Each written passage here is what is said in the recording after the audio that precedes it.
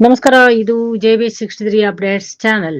ಅರಸೀಕೆರೆ ಶೈಕ್ಷಣಿಕ, ಆರ್ಥಿಕತೆ ಹಾಗೂ ಧಾರ್ಮಿಕ ಚಿಂತನೆಗಳಿಂದ ದೇಶದ ಅಭಿವೃದ್ಧಿ ಸಾಧ್ಯ.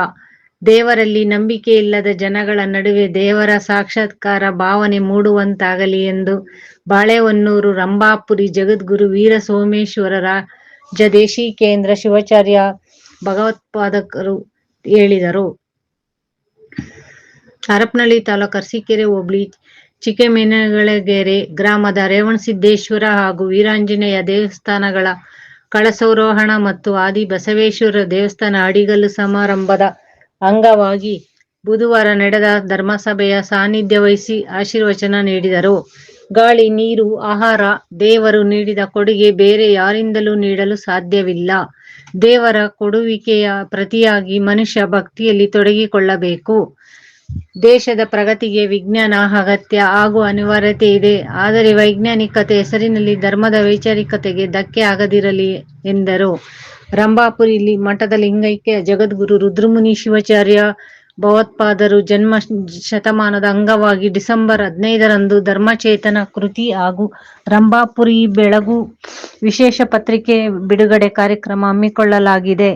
ಕಾರ್ಯಕ್ರಮಕ್ಕೆ ಮಠಾಧೀಶರು, ಸಚಿವರು ಪಾಲ್ಗೊಳ್ಳಲಿದ್ದು, ಹೆಚ್ಚಿನ ಸಂಖ್ಯೆಯಲ್ಲಿ ಭಕ್ತರು ಪಾಲ್ಗೊಳ್ಳುವಂತೆ ಮಾಹಿತಿ ನೀಡಿದರು.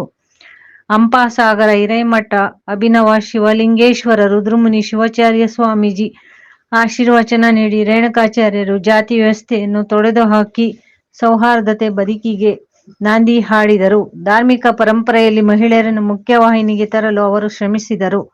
ತೆಲಂಗಾಣ ರಾಜ್ಯದಲ್ಲಿ 18 ಸಮುದಾಯಗಳಿಗೆ ಪ್ರತ್ಯೇಕ ಮಠವನ್ನು ಸ್ಥಾಪಿಸಿ ಸಮುದಾಯದ ಅಭಿವೃದ್ಧಿ ರಂಭಾಪುರಿ ಮಠ ಶ್ರಮಿಸಿದೆ. ಅಲ್ಲದೆ ದಿವ್ಯಾಂಗ ಚೇತನರಿಗೆ ವಸತಿ ಶಿಕ್ಷಣ ನೀಡಿ ಪೋಷಿಸುತ್ತಿದೆ ಎಂದರು. ಶಾಸಕಿ MP ಲತಾ ಮಲ್ಲಿಕಾರ್ಜುನ್ ಮಾತನಾಡಿ, ಮಹಿಳೆಯರನ್ನು ಸಾರ್ವಜನಿಕ ಮುಖ್ಯವಾಹಿನಿಗೆ ತರಲು ಧರ್ಮ ಮತ್ತು ಮಠಾಧೀಶರಿಂದ ಸಾಧ್ಯ. ಮಹಿಳೆಯರು ಸಂಸ್ಕೃತಿಯನ್ನು ಬಿಡಬಾರದು. ನಮ್ಮ ಸಂಸ್ಕಾರ ಮಕ್ಕಳ ಮೂಲಕ ಮುಂದಿನ ಪೀಳಿಗೆಗೆ ಉಳಿಸಿಕೊಳ್ಳಬೇಕಾಗಿದೆ ಎಂದರು. ಈ ಸಂದರ್ಭದಲ್ಲಿ ಕೊಪ್ಪಳದ ಸಿದ್ದೇಶ್ವರ ಶಿವಾಚಾರ್ಯ ಸ್ವಾಮೀಜಿ, ದೊಡ್ಡ ಸದಸ್ಯೆ ವಾಣಿ ಬೊಕ್ಕೇಶ್, ಬ್ಲಾಕ್ ಕಾಂಗ್ರೆಸ್ ಅಧ್ಯಕ್ಷ MV ಅಂಜಿನಪ್ಪ, ಮುಖಂಡ M ಕಾಶಿನಾಥ್, ರೇವಣಸಿದ್ದಪ್ಪ, ಬಣಕಾರ್ ರೇವಣ್ಣ, ಬಿಕ್ಕಿಕಟ್ಟಿ ಮಲ್ಲಪ್ಪ, ರವೀಂದ್ರಬಾಬು, ನಾಗರಾಜ್ ಈಡಿಗರ, ಪರಶುರಾಮ್, ಚಂದ್ರಪ್ಪ, ಕಾಶಿನಾಥ್, ಜವಳಿ ದುರ್ಗಪ್ಪ, ಚೌಡಪ್ಪ, ನೀಲಪ್ಪ ಉಪಸ್ಥಿತರಿದ್ದರು. ವರದಿ ಮಹೇಶ್, ಹಿರಿಯ ಪತ್ರಕರ್ತರು, ನಿರೂಪಣೆ ವೀಣಾ ಮೇಡಮ್ ಅವರು. ನಮಸ್ಕಾರ. ಇದು JB63 ಅಪ್ಡೇಟ್ಸ್ ಚಾನೆಲ್. ದಯಮಾಡಿ ಸಬ್ಸ್ಕ್ರೈಬ್ ಮಾಡಿ, ಶೇರ್ ಮಾಡಿ. ಧನ್ಯವಾದಗಳು. ವಿಜ್ಞಾನ ಬಹಳಷ್ಟು ಅಗತ್ಯ ಇದೆ, ಅಷ್ಟೇ ಅನಿವಾರ್ಯತೆಯೂ ಕೂಡ ಇದೆ. ಆದರೆ ಬೆಳೆಯುವಂತ ವಿಜ್ಞಾನ ಧರ್ಮದ ಸಹಯೋಗದಲ್ಲಿ ಅದು ಸದ್ಬಳಕೆ ಆದ್ರೆ ಆ ವಿಜ್ಞಾನದಿಂದ ಜನ ಕಲ್ಯಾಣ ಮಾಡಲಿಕ್ಕೆ ಸಾಧ್ಯವಾಗ್ತಾ ಇದೆ. ಆ ಬೆಳೆಯುವಂತ ವಿಜ್ಞಾನ ದುಷ್ಕೃತ್ಯಗಳಿಗೆ ಬಳಕೆ ಆದ್ರೆ ಎಲ್ಲಿ ನೋಡಿದಲ್ಲಿ ಭಯೋತ್ಪಾದನೆ, ಎಲ್ಲಿ ನೋಡಿದಲ್ಲಿ ಜನರ ಮನೋಭಾವನೆ ಆತಂಕಕಾರಿ ಇರುವುದನ್ನ ಕಾಣ್ತೇವೆ. ಇವತ್ತು ಅನೇಕ ಭಾಗಗಳಲ್ಲಿ ಕೆಲವು ಏನು ವಿಧ್ವಂಸಕ ಕೃತ್ಯಗಳು ನಡೀತಾ ಇದಾವಲ್ಲ, ಇದು ಒಳ್ಳೆಯದಾದಂತ ಬೆಳವಣಿಗೆ ಅಲ್ಲ.